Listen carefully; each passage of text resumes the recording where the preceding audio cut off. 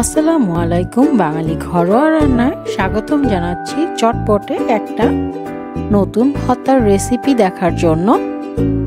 আজকের রেসিপি ফুলকপি ভর্তা। এই ভর্তাটা কোনো রকম মাছ ছাড়াই নিরামিষভাবে সম্পূর্ণ করা যায় এবং এটা গরম ভাতের সাথে খেতে খুবই মজা লাগে। ভর্তার জন্য এখানে আমি প্রথমে কিছুটা পানি ফোটাতে দিয়েছিলাম। এখানে দিব সামান্য কিছু লবণ। এখন আমি কিছু ফুলকপি মিডিয়াম সাইজের টুকরা করে পানিতে দিয়ে এখন এটাকে ঢেকে সিদ্ধ করে নিব। আপনারা চাইলে সামান্য পরিমাণে হলুদ দিতে পারেন। সিদ্ধ হয়ে গেলে ঢাকনা তুলে নিব।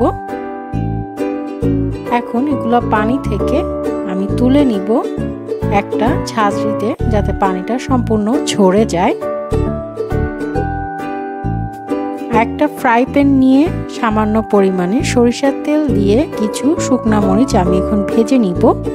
শুকনা মরিচের উপরের বোটাটা ফেলবেন না, তাহলে কিন্তু তেল ঢুকে যাবে। এখন শুকনা মরিচ ভাজা হয়ে গেলে একটা পাত্রের মধ্যে আমরা সিদ্ধ ফুলকপিগুলো নিয়ে নিব। সাথে নিব পেঁয়াজ কুচি, সাথে 4টার মতো শুকনা মরিচ যেগুলো আমরা টেলে নিয়েছিলাম, স্বাদ মতো লবণ। আর লবণটাই পর্যায়ে একটু বুঝে অ্যাড করবেন, যেহেতু আমরা আগেও লবণ দিয়েছি। 2 টেবিল স্পুনের মতো ধনিয়া পাতা এবং 2 চা চামচের মতো সরিষার তেল। এখন শুকনা মরিচকে আমরা হাত দিয়ে খুব ভালো করে ভেঙে নিব।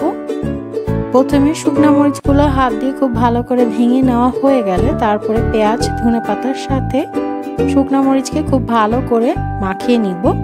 ফুলকপি ভর্তার মধ্যে বড় মাছ ভেজে কাটা বেছে অথবা চিংড়ি মাছ দিয়েও কিন্তু আপনারা তৈরি করতে পারেন। আর ভর্তার ভেতরে কি পরিমাণে পেঁয়াজ, মরিচ, ধনিয়া পাতা বা সরিষার তেল ব্যবহার করবেন এটা সম্পূর্ণ নিজ নিজ পছন্দ অনুযায়ী অ্যাড করলেই ভালো হয়। এটা আসলে বলে দেওয়ার কোনো ব্যাপার না। চেষ্টা করবেন হাত দিয়ে খুব ভালো করে চটকে মাখিয়ে নিতে। আপনারা চাইলে এখানে রসুনের কোয়া ভেজে এবং কাঁচা মরিচও অ্যাড করতে পারেন। মাখানো হয়ে গেলে ভর্তাটা এখন গরম গরম ভাতের সাথে পরিবেশন করার পালা। আশা করি এই সহজ ফুলকপির রেসিপিটা আপনাদের কাছে ভালো লেগেছে। সবাই ভালো থাকবেন। আল্লাহ হাফেজ।